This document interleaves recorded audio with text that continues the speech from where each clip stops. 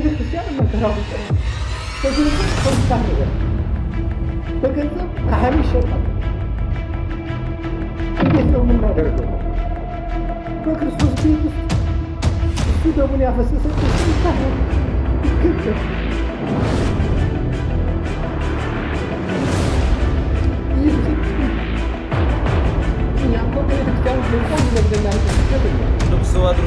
ይህ ውሸታም ሰውዬ ቤተክርስቲያን ጥብቅና ያልሰጣችሁ ራሱ መስቀል ይዞ ብዙ ሰዎችን ያጨበረበረ እኔ መድኃኒት እሰጣችኋለሁ እያለ ብዙ ሰዎችን መከራ ያለ እግዚአብሔር ይስጥ።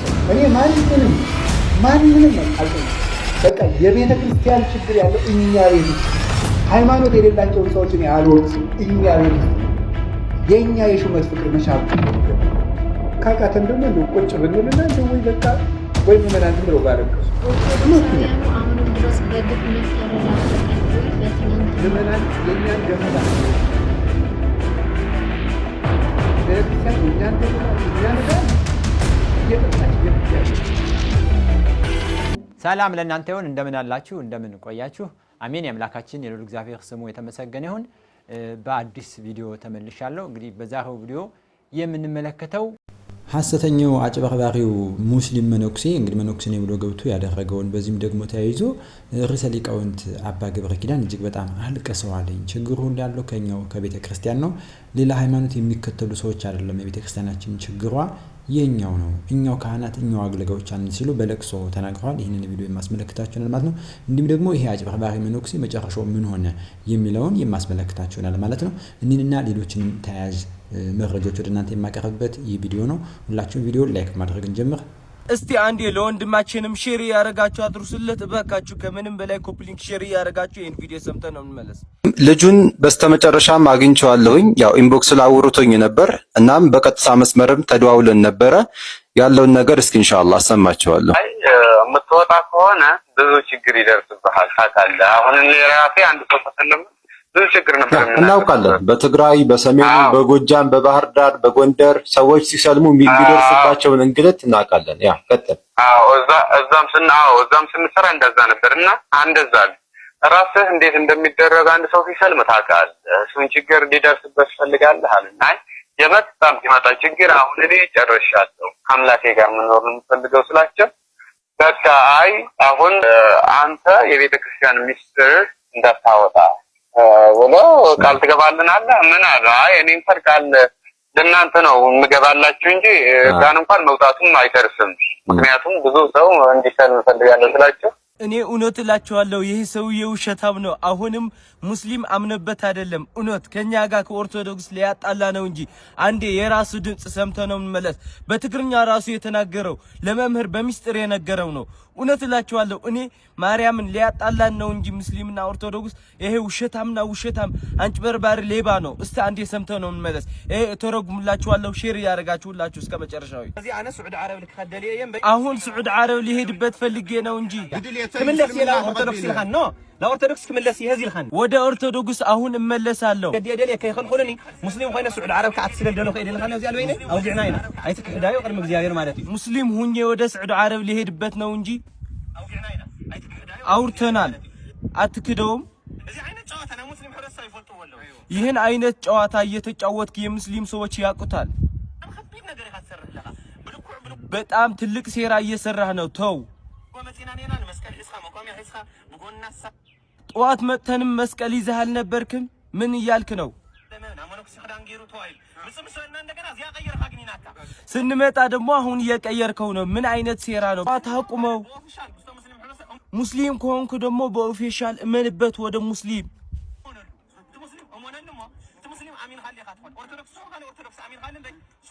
ኦርቶዶክስ ከሆንክ ደግሞ ኦርቶዶክስ አምነበት እንጂ ብር ለመጫወት ወይ ብር ለመሸወድ ወይ ሃይማኖት አትቀያየር። ሃይማኖት አንዲት ናት። ከድሮ የመጣ የሙስሊምና የኦርቶዶክስ ሰላም አንተ እንዳትበላሽልን ወንድማችን ተው እያለ ነው።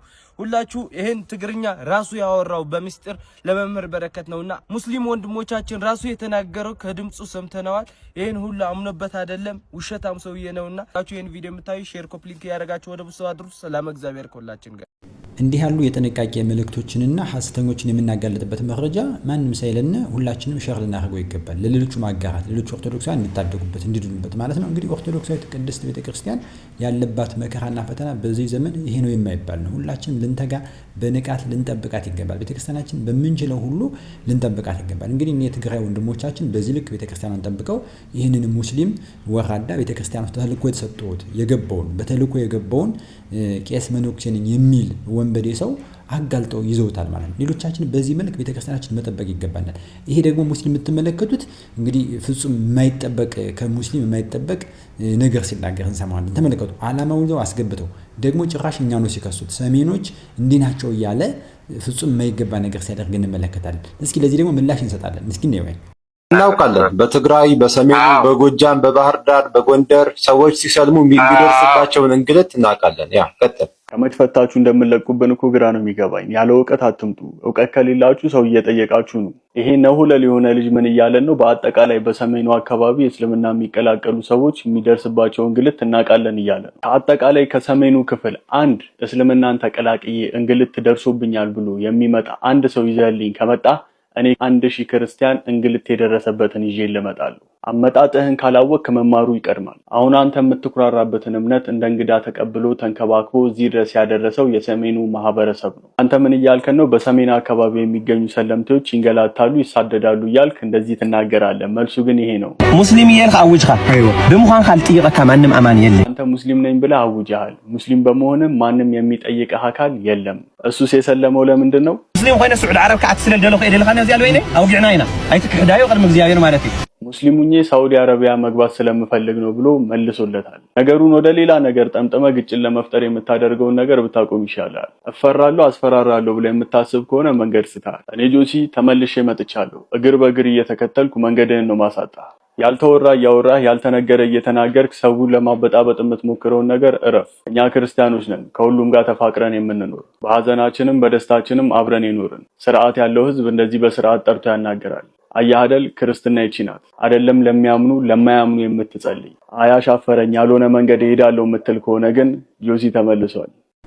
ወንድማችን ዮሴፍ ጆሲ ከልብ እናመሰግናለን። እንግዲህ እንደሰማችሁት ነው። መበደላችን ሳያንስ ደግሞ ጭራሽ እየተከሰስን ያለ ነው በሐሰት ክስ። ኦርቶዶክስ ቤተክርስቲያን ፕሮቴስታንቱ ሙስሊሙም መንጋጋውን ይሄ ዳቦ በቀረደ አፉ የሚከፍትባት ከንፈሩን የሚያላቅባት ማንም ጋጦጥ የተነሳ በዚህ መልኩ ነው። ተበድለን ማንም ሙስሊም ባላማ ተልኮ ገብቶ መነኩሴ መስሎ አስኬማ ለብሶ ቀሚስ ለብሶ መስቀል ይዞ ገብቶ ለተበደን ደግሞ ጭራሽ በሰሜኑ የሚደርስባቸው መከራ ብሎ ማላቀቅ እጅግ በጣም የሚያሳዝን ነው። ስርዓት ብንይዝ ጥሩ ነው። በህግ የሚያስጠይቅ ነገሮችን እንከታተላለን ማለት ነው።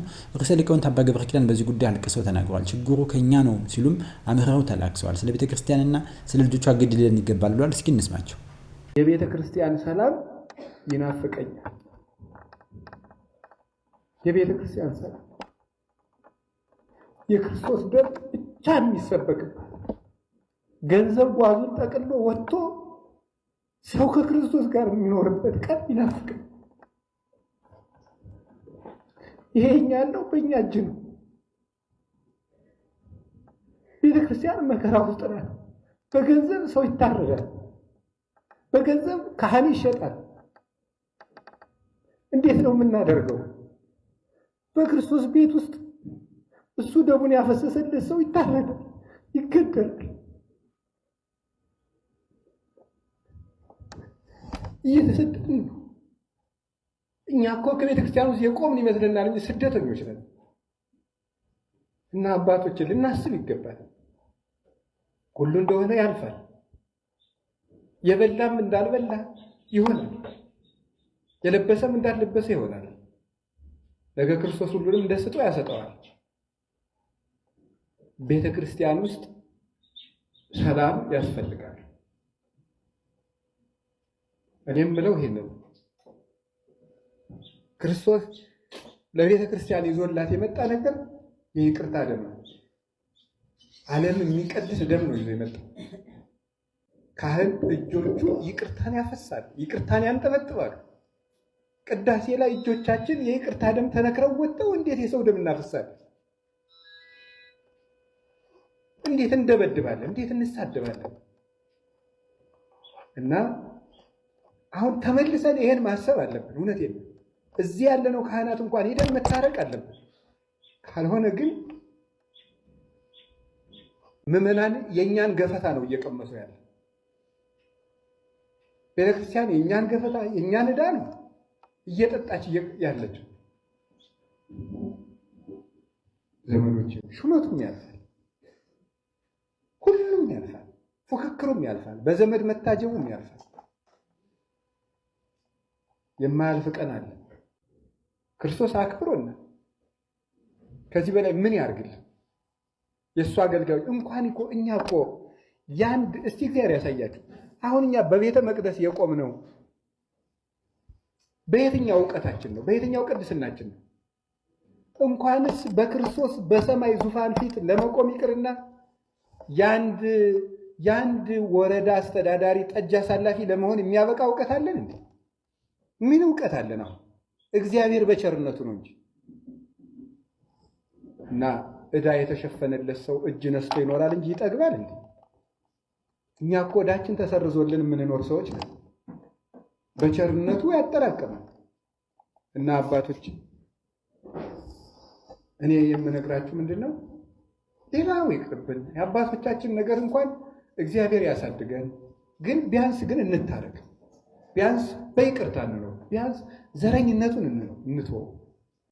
ረዥም ዕድሜ ለአባታችን ይስጥልን እያልን እስኪ እንጻፍ፣ መልካም ምኞታችንን እንግለጽላቸው። በእውነት እኒህ አባት ጳጳስ መሆን የሚገባቸው ወደ ጵጵስና እንዲመጡ መልካም ምኞቴ የኔ ሀሳብ ነው። እናንተ እግዚአብሔር ቢፈቅድ እናንተስ ምን ትላላችሁ? እና ርዕሰ ሊቃውንት አባ ገብረ ኪዳን ቃሎት ያሰማልን። ቁልጭ አድርገው ቤተክርስቲያንን ችግር ተናግረውታል። የእርስ በርስ መገፋፋቱ፣ የአባቶቻችን መዘናጋት ዋጋ እያስከፈለ ነው። ስለዚህ ይህንን ምክር አባቶቻችን በተለይ አስተዳደር ላይ ያላችሁ ሰዎች ብታደምጡት መልካም ነው። በእውነት ደግሜ ላለው ረዥም ዕድሜና ጤና ለአባታችን ይስጥያል። ፍቅራችንን እንግለጽላቸው። ደግሞም ጸሎትም ስለሆነ ይህንን ሁላችንም እናደርገው በኮሜንት ላይ ማለት ነው። ወደ ጵጵስናው ይምጡልን እያልን እንጻፍ። ወደ ጵጵስናው ይምጡልን። አባ ገብረ ኪዳን ወደ ጵጵስናው ቢመጡ ብዙ መፍትሄ የሚያመጡ ሰው ስለሆኑ ማለት ነው። እግዚአብሔር ይህንን እንዲያደርግ ይረዳን ማለት ነው። እስኪ ቪዲዮ እንየው። ኦርቶዶክሳውያኑ አሁንም ድረስ በግፍ መታረዳቸው ቀጥሏል። በትላንትናው ዕለት መጋቢት 14 ከምሽቱ 2 ሰዓት ጀምሮ ጢቹ ሶሌ መደሩ የተባለ ቀበሌ ሙሉ ለሙሉ ተከቦ ነው ያለው። አንድ ኦርቶዶክሳዊ በግፍ ታርዷል። 3 ኦርቶዶክሳውያን ተወስደዋል። እስካሁን ድረስ ይሞቱ ይኖሩ የሚታወቅ ነገር የለም፣ ወስደዋቸዋል። አሁንም ኦርቶዶክሳውያኑ በዚህ አካባቢ ላይ በጭንቀት ነው ያሉት። ምስራቅ አርሲ እንግዲህ የደም መሬት መሆኗን ቀጥላለች። ድሃ ተበደለ፣ ፍርድ ተጓደለ፣ አትረዱን አትግደሉን የሚላቸው ስላጡ በነፃነት ተመችቷቸዋል። ኦርቶዶክሳውያን እንደ በግ እያስተኙ አንገታቸው እየታረዱ ይገኛል። በትላንትናው ዕለት የሚሆነው ይሄ ነው።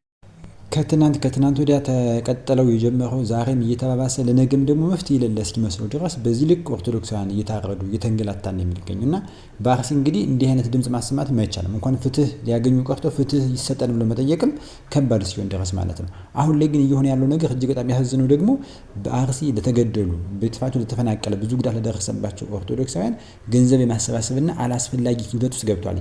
ገንዘብ ለማሰባሰብ ሲባል መንግስት ይፈቅዳል።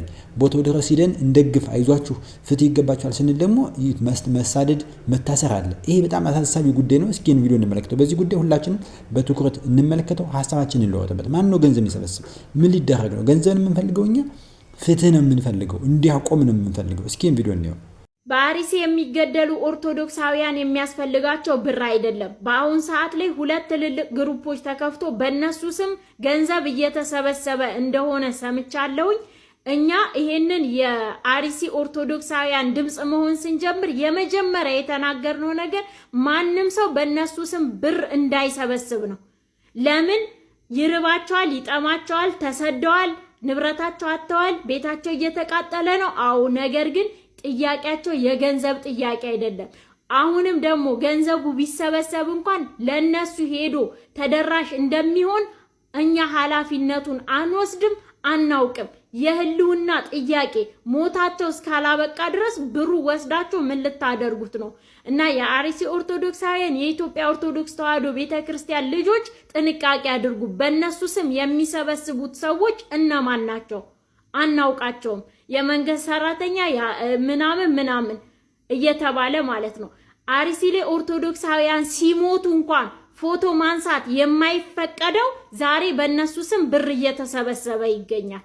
በሆነ ቦታ ላይ የሆነ ነገር ሲደረግ የሆነ ሰው ቀድሞ ይደርስና ብር ሰብሳቢ ይሆናል። ከዛ ያ እውነት ተዳፍኖ ይቀራል። ኦርቶዶክሳውያን ግን እለት እለት ሲቃያቸው ይቀጥላል። ይሄ ሲቃይ እስካላበቃ ድረስ በሰማዕታቱ ስም በአርሲ ኦርቶዶክሳውያን ስም ምንም አይነት የገንዘብ ጥያቄ ብትጠየቁ እንዳትሰጡ በልዑል እግዚአብሔር ስም እኛ እናሳስባቸዋለን። ኃላፊነት አንወስድም። ይሄንን ድምጽ እየሆነን ያለ ነው። ኢኦቲሲ ታክስ ፎርስ ይሄ ኮሚቴው ኃላፊነት አይወስድም። ራሳችሁን እንድትጠብቁና ይሄ የሚሰበሰበው ብር ለነሱ መሞቻቸውን ካራ መግዣ መሆኑንና አለመሆኑን እንኳን እርግጠኛ ባልሆንበት ሂደት ውስጥ ምንም አይነት የገንዘብ ድጋፍ እንዳታደርጉ ራሳችሁን እንድትጠብቁ እናሳስባችኋለን። ምክንያቱም እኛ ኦርቶዶክሳውያን በብዙ ነገር ነው እየተበዘበዝን ያለ ነው። ስለዚህ ሞታችን ይብቃ፣ ሞቱ ይቁም እንጂ ብር ሰብስባችሁ ለአንድ ቀን ሆዳቸውን ሙሉላቸው ያላችሁ ሰው የለም። እቺን ደግሞ ሰበብ አድርጋችሁ ቪዲዮ ቀርጻችሁ ምናምን የምዕመናኑን ሞታቸውን ልትሸፍኑት እንዳትሞክሩ። በሟቾች ላይ ቁማር እንጫወታለን ብላችሁ እንዳትሞክሩ። በአሜሪካ የሚገኙት ብፁዕ አቡነ ያሬድ እንዲሁም ደግሞ ዲያቆናት ሌሎችም እነ ወንድማችን ዘሩፋኤል ያሉበት ማህበር አለ። በዚህ የኦርቶዶክስ የአርሲ ግድያ ሞት ለዓለም አቀፍ እያደረሱ ያሉ ብዙ ለውጥ እያመጡ ያሉ እየሰሩ ያሉ የሚገኙ ማለት ነው። እነርሱ የጠየቁት ጥያቄ አይደለም። ይሄ እውቅና የላቸውም። ማንም በዚህ ጉዳይ ላይ ገንዘቡን እንዲያወጣ መጠንቀቅ ያስፈልጋል። ለገንዘብ እርዳታ ሲባል ተፈቅዷል ከቦታው ድረስ እየሄዱ ገንዘብ እንዲያሰባስብ። ነገር ግን ጥያቄያችን ፍትህ ለአርሲ ስንል ግን በብዙ በደል ይደርስብናል ማለት ነው። ስለዚህ ማንም ኦርቶዶክሳዊ ቤሳቢስቲን ድንቡሎ ዱዳ ሳንቲም ለዚህ ነገር እንዳያወጣ ተጠንቀቁ። ጥያቄው ገንዘብ ይሰጣቸው የሚል አይደለም። ካሳ የሚከፈል ከሆነ ውጭጭ ተወጥቶ ሳይሆን መንግስት ነው ካሳ ሊከፍል የሚገባው እንጂ ምዕመኑ ገንዘብ አዋጦ አይደለም ካሳ የሚሆን። የካሳ ጥያቄ እንጠይቃለን፣ እሱ ሌላ ጉዳይ ነው። የመጀመሪያው ግን ፍትህ ነው የሚቀድመው። ስለዚህ ገንዘብ ማዋጣት በየትኛው መንገድ ገንዘብ እንዳታዋጡ፣ ገንዘባችን ነው የሚፈለገው እንጂ የፍትህ ጥያቄያችን አይደለም እየተፈለገ ያለው። ስለዚህ በጣም ልብ አድርጉ። ለዛሬ ያዘጋጁላችሁ ቪዲዮዎች ይህንን ይመስላል። ሰላም ለእናንተ ይሁን። ሰላም ቆዩ።